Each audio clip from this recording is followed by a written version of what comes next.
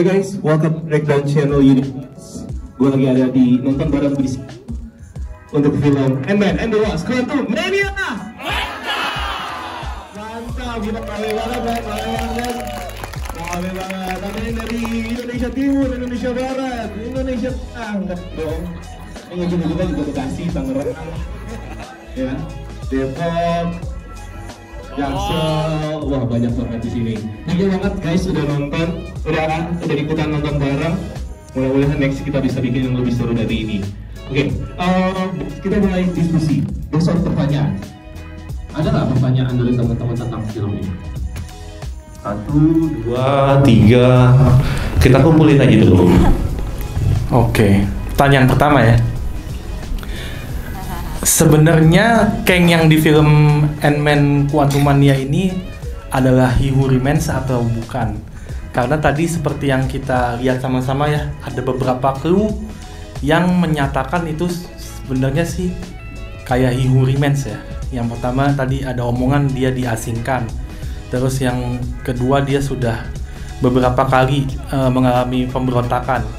Dan yang ketiga tadi pas di middle credit scene itu ada 3 variannya Kang yang menyebutkan dia yang diasingkan sudah mati. Pas banget sama di endingnya Loki yang pertama ya, season 1, bahwa dia setelah dibunuh Sylvie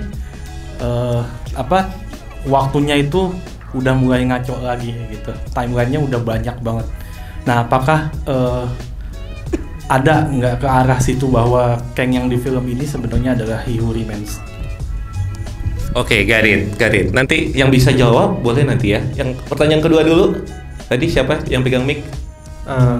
Saya Bang, ini suitnya Ant-Man yang di sini itu masih suit yang dari Tony Stark di Endgame atau sudah dikasih suit baru lagi sama Hank Pym?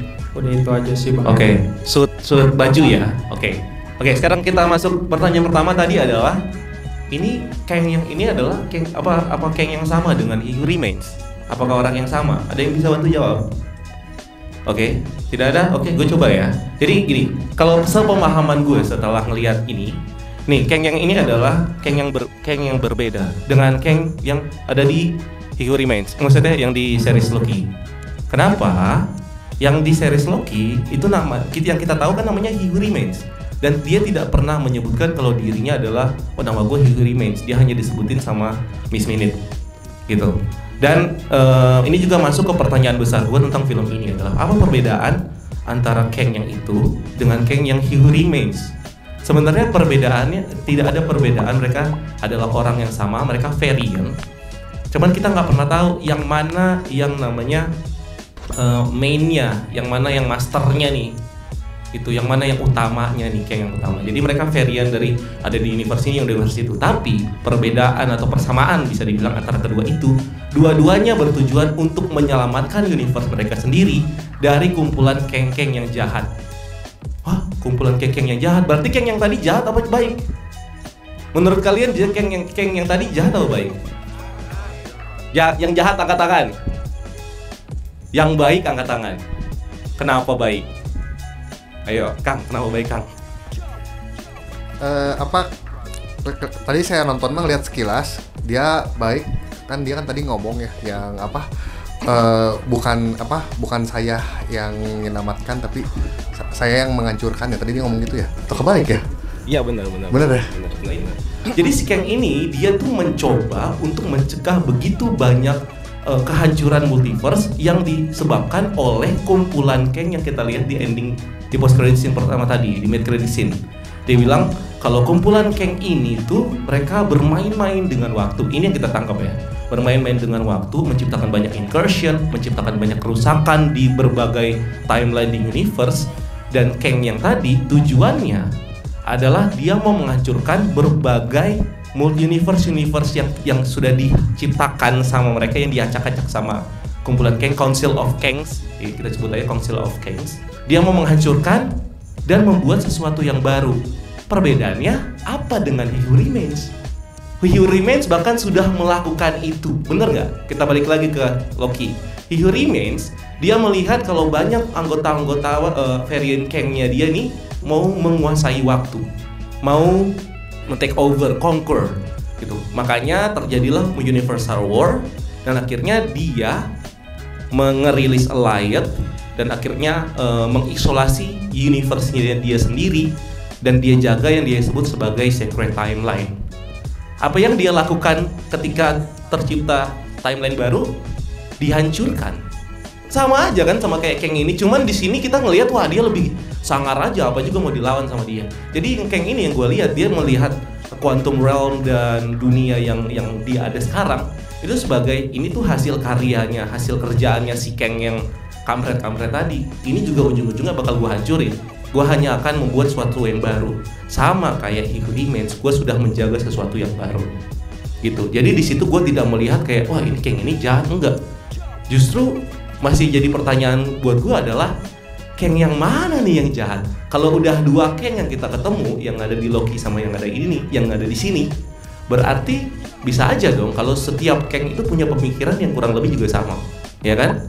Sama-sama pengen menjaga tujuannya sama-sama menjaga biar nggak terjadi kekacauan dan akhirnya tuh punya tujuan sama-sama punya tujuan untuk menciptakan sesuatu dunia yang baru. Loh, berarti kalau misalnya He Who Remains sama Kang ini punya tujuan yang sama, berarti musuhnya sebenarnya siapa sih yang jahat? Yang jahat berarti yang tadi dong, yang sekumpulan Kang yang banyak itu, ya kan? Pasti kita punya pemikiran kayak gitu. Kalau kita pakai sifat, kalau dua Kang yang kita ketemu aja udah punya pemikiran yang sama, berarti kita juga bisa bilang dong kalau setiap Kang yang muncul di yang tadi itu punya pemikiran yang sama juga dong. Sama-sama mau menciptakan timeline-nya dia sendiri yang utuh supaya nggak diintervensi sama varian-variannya dia yang lain. Itu sih yang gue pikirkan gitu ya. Karena tapi ya balik lagi kita nggak tahu ya, mungkin aja ada yang versi jahatnya yang sifatnya pengen merusak atau pengen menghancurkan. Ya intinya adalah semua kejadian multiverse yang hancur tadi tuh itu karena kerjaannya si Kang yang tadi. Cuman ada satu Kang yang dia ngerasa gue harus ngelawan, akhirnya berpisah, which is itu He Who Remains. Yang satu gue harus menghancurkan, akhirnya dibuang, yaitu si Kang yang tadi ya kan? Kalau itu yang gue lihat ya, kalau perbedaan Kang sama ini. Terus tadi sudah beda ya. Karena yang ada di Endgame tuh kayaknya nggak ditempelin terus jadi gitu ya. Itu simpelnya sih. Ada pertanyaan lagi? Oke, pertanyaannya. Di sebelum nonton di sini kan saya pernah lihat konten BCU yang ngebahas cincin tenis Shang-Chi yang mirip desainnya sama dari kastilnya Kang. Ya. Nah dari hasil nonton di sini tidak ada. Apa semakin yakin kalau sinyal yang dikirim dari gelang itu ngirim ke Quantum Mania? Quantum Realm. Oke. Quantum Mania mantap. Oke. Ada lagi? Itu masih connect nggak sih antara Tenrix-nya Shang-Chi sama yang di Quantum Realm? Atau waktu itu kita teoriin bahkan sama gelangnya Kamala Khan itu masih connect nggak sih? Sejujurnya di sini kayak nggak diperlihatkan atau nggak dieksplisit gitu ya. Tapi belum tentu terbantahkan sebenarnya karena dari segi jadi Marvel tuh khasnya tuh dari warna sama bentukannya itu selalu pasti ada connectivity satu sama lain. Nah, yang kita lihat waktu itu adalah dari segi bentuk yang cincin-cincin, warna biru yang keluar, terus match sama yang ada di si time machine-nya yang punya Kang tadi. Nah, ini tapi kok nggak secara eksplisit ya, nggak dikasih tahu. Ini berarti terbantahkan atau enggak teorinya? Kayaknya antara masih antara mungkin sudah terbantahkan atau enggak karena kalau kita lihat lagi kemarin, kalau misalnya mau lihat lagi film Shang-Chi and the Legend of the Ten Rings, bagian post credit scene-nya itu kan mengirimkan sinyal dan bentuknya tuh kayak timeline yang tadi tuh, cuman warnanya kuning aja. Enggak. Pada ketika dia beam menyebar. Pertanyaannya ngirim sinyal kemana? Nah itu yang masih dalam pertanyaan. Teori kita waktu itu ngirim sinyal ke Kang yang terjebak di Quantum Realm, tapi ternyata enggak. Nah ini masih ngirim sinyalnya kemana? Ada kemungkinan ya kita masih bisa menganggap ini masih sebagai teori karena Kang-nya sekarang kita bisa anggap juga nggak cuma satu. Ini Kang, yang di Loki season 1 kan di endingnya si Loki kan pindah ke TVA multiverse lain tuh. Ya. Terus dia lihat patung Kang gede kan? Ya. Apakah itu Kang yang versi yang ini atau Kang yang lain gitu? Soalnya itu kan TVA yang lain tuh. Nah, berarti ada TVA yang lain dong. Iya. Selain yang di Who Remains. Ada yang bisa jawab? Sebenarnya kayaknya itu beda Kangnya. Soalnya Kang yang ini kan dia di exile, dia dibuang ke Quantum Realm. Kang yang itu adalah dia menempatkan tempat yang sudah ditinggalkan sama He Who Remains, sama Kang He Who Remains. Kang He Who Remains mati, multiverse bocor. Nah, dari multiverse yang pecah-pecah tadi kan ya ada Kangnya juga di situ kan. Nah, Kangnya ini yang akhirnya ngerasa oke, TVA aman untuk disusupi lagi, untuk dia kuasai. Ya udah dia kuasai. Atau justru itu adalah TVA versi Kang yang lain, yang bukan ada di Secret Timeline itu. Karena kan sekarang udah nggak ada barrier. Ketika itu sudah pecah, berarti sudah terbuka. Siapapun bisa ke universe mana aja. Tadi kan ada puluhan ribu lah taruh gitu kan. Jadi ya dari puluhan ribu itu masa sih nggak ada 1 atau 2 atau 10 yang punya TVA-nya masing-masing, kan mereka punya kepala yang sama gitu kan. Nama saya Maulana Malik Ibrahim. Cuma mau nanya, kuantum ini kan di luar realitas ruang dan waktu ya. Nah, apakah TVA ini berada di kuantum atau berada di luar kuantum? Karena kan TVA juga berada di luar ruang realitas dan waktu. Nah, kira-kira gimana deh tuh? Good question. Ada yang bisa jawab? Ada yang punya teori atau bisa membantu gue untuk menjawab? Ini sebenarnya gue juga bukan jawaban pasti ya. Mungkin ada yang sama, ada yang boleh tuh. Menurut lu gimana? Ini Quantum Realm itu ada di TVA, itu ada di Quantum Realm atau ada di tempat lain atau gimana? Mungkin gue mau coba bantu jawab kali Bang ya. Kalau menurut gue pribadi, Quantum Realm itu sama TVA itu kayaknya satu tempat, satu wilayah. Cuma bedanya mungkin kalau TVA yang kita tahu di series Loki itu adalah sama kerajaan atau dinasti juga, tapi punyanya He Who Remains. Sementara kalau yang barusan tadi kita lihat itu kerajaan atau bisa dibilang kingdomnya punyanya si Kang the Conqueror yang baru tadi kita lihat. Cuma bedanya lagi itu kalau yang TVA yang kita lihat di series Loki, dia itu kalau versi gua ya, dia udah bisa ngendaliin yang namanya itu gimana harus ngancurin satu timeline. Terus tapi kalau yang untuk dinasti yang ini atau bisa dibilang TVA versi Kang yang sekarang itu sama sekali masih baru coba buat mentata. Itu baru mau membentuk yang namanya dinastinya sendiri, begitu sih. Gue setuju. Ada yang bisa nambahin atau punya teori lain? Oke, gue tambahin sedikit. Bener. Itu yang ada di pikiran gue juga. Kenapa? Jadi bayangkan He Who Remains dan Kang, kita balik lagi membandingkan keduanya. Dia ngasih He Who Remains, mungkin juga dia sebenarnya yang kita tahu dia tuh ada di Quantum Realm. Bayangkan tadi yang ada kota yang dibuat sama si Kang itu adalah TVA dan bentuknya terisolasi, tidak boleh ada yang masuk dan keluar. Yang pasti tempatnya itu sama, ini beyond of time gitu kan, di luar waktu. Bayangkan kalau misalnya dia bisa bikin satu kotak yang orang nggak bisa masuk dan keluar, tapi dia punya teknologi yang bisa dia akses untuk masuk dan keluar justru di another certain point of time, kayak yang dilakukan di TVA. Bayangkan kalau TVA itu bentuknya begitu kayak tadi. Ini kayak awalnya, bener, gue setuju kayak awalnya. Awal pembentukan TVA ya kayak begini. Perbedaannya adalah kalau si Kang He Who Remains, dia bikin sesuatu yang ya udah bisa gue kendalikan waktu, dan dia juga udah punya akses untuk menjaga yang namanya Secret Timeline. Kalau si Kang yang ini, dia enggak, dia mau keluar, dia pengen conquer, dia pengen apa? Karena dia belum punya akses untuk membuat Secret Timeline atau menjaga timelinenya dia sendiri. Tapi kurang lebih sama. Clue yang kedua, clue yang membuat gue yakin tentang itu ada di satu kalimat yang cuman pendek sekali. Itu disebutin sama Janet Van Dyne tentang The Void. Kenapa harus memilih kata The Void? Which is The Void juga itu disebutin di series Loki sebagai Void, ujung dari waktu. Kalau misalnya kita bisa membayangkan bagaimana kalau ternyata The Void ini adalah batas di mana orang bisa menembus dari dunia luar ke Quantum Realm, dia harus masuk ke The Void dulu. Batasnya The Void, baru dia bisa masuk ke Quantum Realm yang ini. Kalau di series Loki, batasnya The Void untuk dia bisa masuk ke TVA. The Void ini adalah pembatas antara TVA dengan dunia luar atau dengan quantum realm dengan dunia luar. Batasnya adalah The Void. Itu yang bikin gue bertanya-tanya, kenapa harus memilih kata The Void? The Void itu kan apa ya, kehampaan, something like that, gitu-gitu.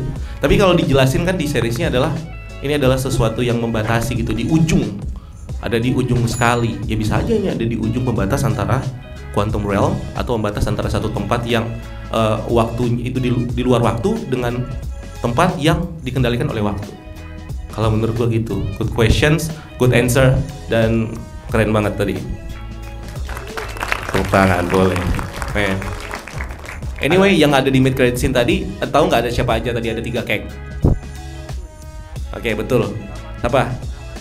Ramatat. Oke, ada 3 tadi. Yang kepalanya yang dia pakai topi itu Immortus. Immortus nih ibarat kata kayak high levelnya Kang gitulah. Nah, sepuhnya dia tuh udah melalui banyak, udah Kang tingkatan akhir sebenarnya. Nah, kalau yang Ramatut atau Ramatat, dia ini adalah, jadi ketika Kang the Conqueror dia menemukan satu time machine, ini di komik ya, ketika dia menemukan satu time machine, dia berpikir untuk menggunakan time machine ini untuk time travel ke masa lalu dan menaklukkan masa lalu, which is dia lakukan itu menuju ke zaman Mesir kuno, dan dia taklukkan zaman Mesir kuno dengan menjadi Farao atau Fir'aun. Dia menjadi Fir'aun, dia menamakan dirinya Ramatut. Dia dia conquer di situ, dia menaklukkan di situ dengan teknologi masa depan. Akhirnya menamakan dirinya Ramatut. Dia akhirnya at some point Fantastic Four bisa time travel ke poin itu, mengalahkan dia, dan akhirnya dia kabur lagi ke another timeline. Dia banyak kabur ke berbagai timeline. Itu kalau si Ramatut. Yang ketiga tadi ini agak rancu karena kostumnya benar-benar baru. Agak rancu. Ada yang bilang ini Kid Immortus. Ini Kid Immortus adalah ya versi kecilnya dari Immortus. Jadi kalau ngomongin Kang nih banyak banget. Jadi ketika dia udah bisa time travel, dia time travel sini, gagal, dia pindah lagi ke sini, gagal lagi, dia masuk ke zaman dulu, dia pengaruhi diri dia yang kecil untuk jadi sejahat dia. Dirinya yang kecil tumbuh sejahat dia pindah lagi ke timeline yang lain, dia ketemu lagi sama another version of dia pengaruhi lagi. Jadi dia makanya jadi banyak banget, ada Ramatut, ada Immortus dan lain-lain. Terus yang ketiga tadi itu antara Kid Immortus atau Scarlet Centurion. Scarlet Centurion ini dia at some point si Kang ini bertemu sama Dr. Doom ya, ketemu sama Dr. Doom dan suitnya diambil. Kurang lebih sih kayak gitu. Nah, ujung-ujungnya mereka membentuk yang namanya Council of Kang. Nah, yang menarik dari Council of Kang adalah ini sebenarnya kalau di komik adalah satu kejadian di mana semua Kang ini dibunuh sama satu Kang yang disebut dengan Prime Kang. Ini yang belum kelihatan. Kalau beneran mau diadaptasi ya jadi film, ini adalah bener-bener Kang yang ultimate karena dia membunuh semua varian Kang-nya dia yang lain. Dan akhirnya cuma dia sendiri. Nah, dia yang sendiri ini yang akhirnya melintasi banyak waktu, yang ujung-ujungnya juga menciptakan banyak variannya dia. Nah, kita nggak tahu nih si varian Kang ini, yang Prime Kang ini bakal dikenalin atau enggak.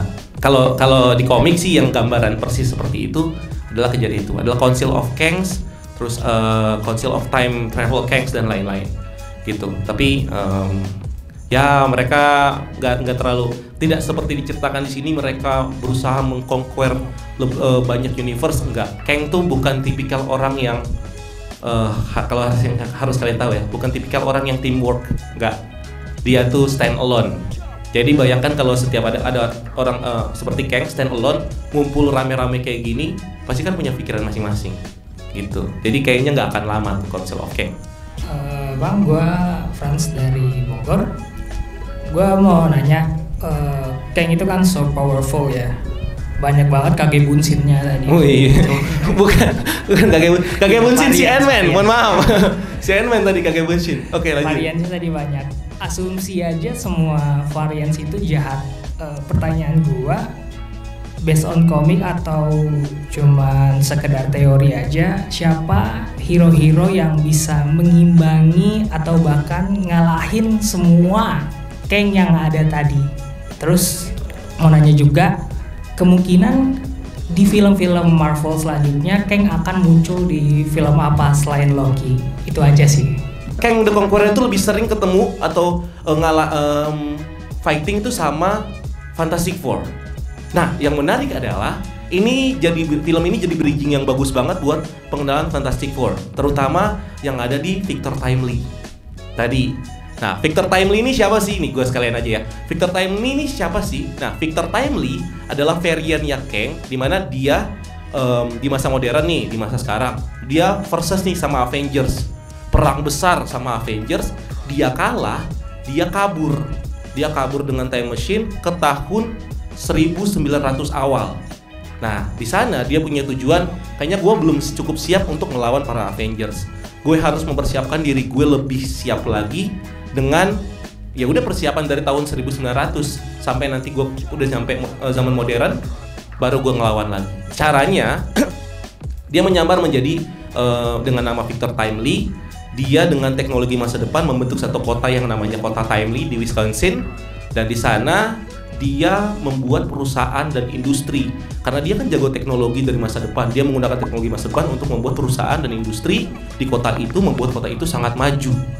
Karena influence teknologinya dia membuat sangat maju, dia membuat yang namanya Timely Industries. Which is Timely Industries, gue curigai nantinya adalah perusahaan yang membeli Avengers Tower yang hilang di Far From Home, Avengers gitu-gitu. Kan hilang dari kota Timely itu, dia membuat atau menciptakan satu remote kota yang berjalan beriringan tapi berada di luar batas waktu yang namanya Chronopolis. Nah, untuk nge-cover dirinya dia biar nggak ketahuan kalau dia adalah Kang, dia menciptakan robot yang aging, yang berumur gitu, sampai beberapa versi. Victor Timely Junior, Victor Timely 3, 4, 5. Jadi setiap robot nih aging sampai mati sampai akhirnya dia ketemu di masa modern dan berusaha untuk melawan Avengers lagi. Dan teknologi dari Victor Timely ini banyak menginfluence pembentukan dari Fantastic Four. Terutama adalah pembentukan Human Torch yang pakai api. Dan teknologi juga banyak dipakai sama si Mr. Fantastic, which is yang kita lihat di film Doctor Strange gitu. Jadi menurut gua ini panjang banget. Mudah-mudahan dari Victor Timely kita malah ngelihat lebih clear lagi Kang-Kang yang bakal kita lihat, yang bakal dihadapi sama Avengers tuh kayak apa sih, kayak gimana sih. Kayaknya daripada kita ucuk-ucuk udah tahu bentuknya seperti Kang, kenapa enggak kita tahu ceritanya dari awal. Kalau menurut gue ini jadi good choice banget untuk studio ini memperkenalkan Kang lebih proper lagi dengan membawa Victor Timely gitu. Dan satu lagi di sini pemunculan Casey ketemu sama Kang. Ini kayaknya menarik kalau misalnya kita bisa ketemu sama satu varian Kang lagi, which is adalah Iron Lad. Jadi Iron Lad ini adalah si Kang ini BTW namanya Nathaniel Richards. Nathaniel Richards ini dia hidup dia waktu masih kecil disamperin sama Kang dari masa depan, ditatar biar dia cepat jadi Kang, tapi dia nggak mau, dia kabur dan dia ketemu sama anak-anak para Avengers termasuk si Casey Lang, membentuk sama yang namanya Young Avengers. Ujung-ujungnya juga dia cabut ikut sama Kang, tapi influence-nya si Iron Lad ini membuat Casey membentuk yang namanya Young Avengers gitu. Jadi ketemu, wah kayak cocok nih nanti bisa terbentuk yang namanya Young Avengers. Gua ada sedikit hadiah, kayaknya biar cepet kita pakainya door prize aja, kita sebutin nomor kursinya. Oke? Bro? Ya, halo Bang, gue Sultan. Mau tanya, waktu... Ngeri banget Bang Sultan. Andara bukan ya? Bukan. Waktu Jenat ngebantuin Kang ngebetulin mesin multiverse-nya, itu kan terakhirnya bisa benar ya. Terus dimasukin ke kapalnya Kang mesinnya, terus dipegang sama si Jenat, dia ngelihat isi pikirannya Kang.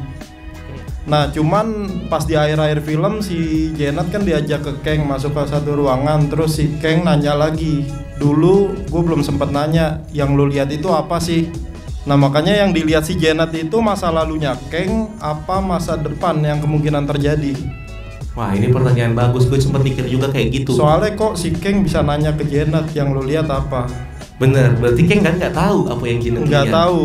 Ada kemungkinan masa depan nggak yang bakal terjadi kayak bener. gitu? Nah kalau yang gue lihat adalah yes, itu ada kemungkinan masa depan, atau itu yang dipikirin sama Kang ini untuk nge-order multiverse. Cara nge-order multiverse-nya gimana? Menghancurkan berbagai timeline. Kan ada di pikirannya dia. Tujuannya dia apa? Caranya gimana? Dia harus membunuh apa dan segala macam itu kan ada di pikiran dia, ada di mindnya dia. Sedangkan kursinya dia itu, tahtanya dia tadi, pesawatnya dia itu connect dengan pikirannya dia, dengan mindnya dia. Jadi ketika Janet menyentuh, Janet melihat kalau yang di bahasanya dia melihat apa yang sudah dilakukan.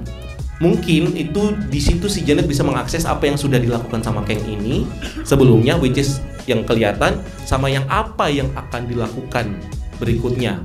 Jadi di situ kelihatan karena ada di mindnya dia. Makanya si Kang ini nanya karena dia nggak tahu dia apa sih yang lu lihat dari pikiran gue gitu. Itu benar apa yang akan terjadi. Tapi balik lagi kita nggak tahu ini akan terjadi karena si Kang ini kan mati. Kalau menurut gue absolute Kang ini mati.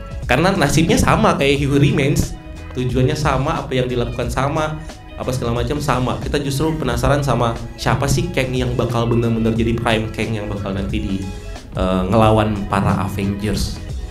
Overall filmnya bagus ya kan.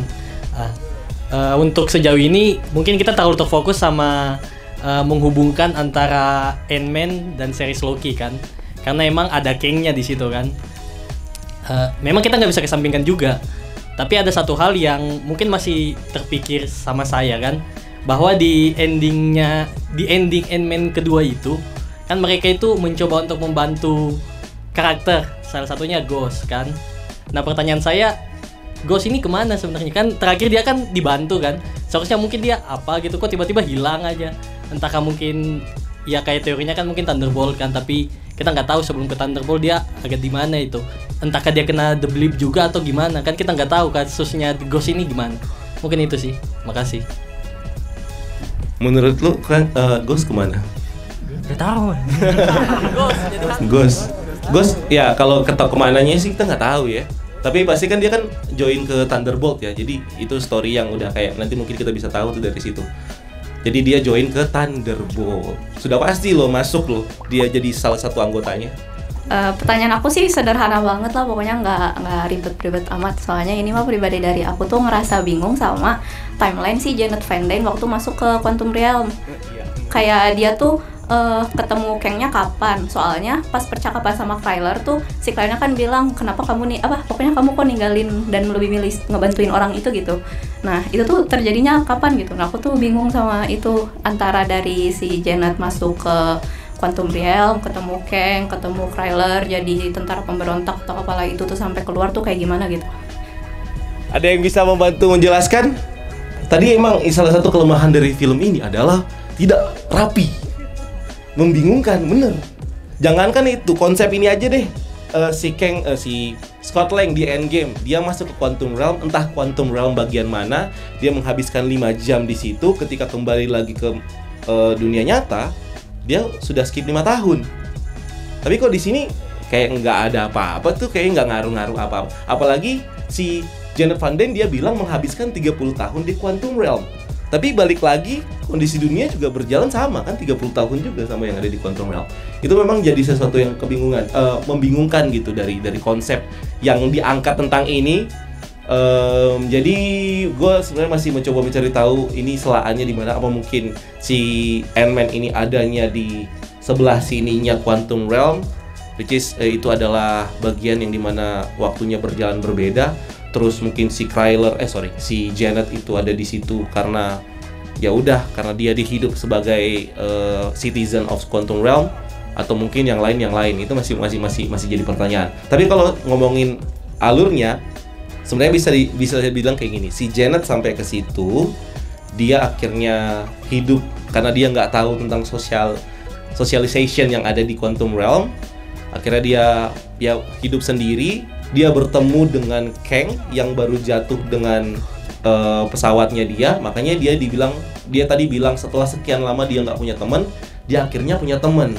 Berarti itu ada di ada di masa-masa awal dia terdampar di Quantum Realm. Ketika dia membantu si Kang ini membetulkan kursinya dia, terus akhirnya dia tahu kalau isi pikirannya si Kang ini seperti apa. Dia mencoba melawan dan akhirnya dia kabur. Mungkin setelah kabur itu dia menemukan kalau ternyata ada socialization yang ada di Quantum Realm. which is dia ketemu sama Kryler, sama sistem yang ada di Quantum Realm, kota dan segala macam gitu kan. Dari situ seiring karena si Kang juga udah punya armor, jadi dia punya kekuatan untuk menyerang. Nah, dari situ dia ketemu sama Kryler, kalau ada ancaman lah dan datang dari Kang. Akhirnya beriringan waktu si Kang juga mengconquer Quantum Realm. Si Janet yang tahu modelnya Kang itu seperti apa, akhirnya ketemu sama Kryler, mereka membentuk tim Freedom Fighter itu. Dan akhirnya beriringan waktu si Kang juga semakin bisa menguasai Quantum Realm. Dan akhirnya mereka ya semakin melawan gitu. Caranya ya tadi dihancurkanlah rumah-rumah si warga-warga ini, terbentuklah kelompok-kelompok kayak si yang tadi tuh si Veb ya, yang lucu banget tadi. Kayak gitu sih kalau yang gue lihat ya alur-alurnya. Kalau yang pasti posisinya si Janet itu adalah dia berada di early, karena tadi dia bilang tuh setelah sekian lama dia nggak punya teman, dia akhirnya punya teman. Oke guys, thank you banget udah nonton video ini bareng sama teman-teman di sini, dan sampai ketemu di event selanjutnya, di video selanjutnya. Gue Rian dan teman-teman di sini pamit. Keep exploring.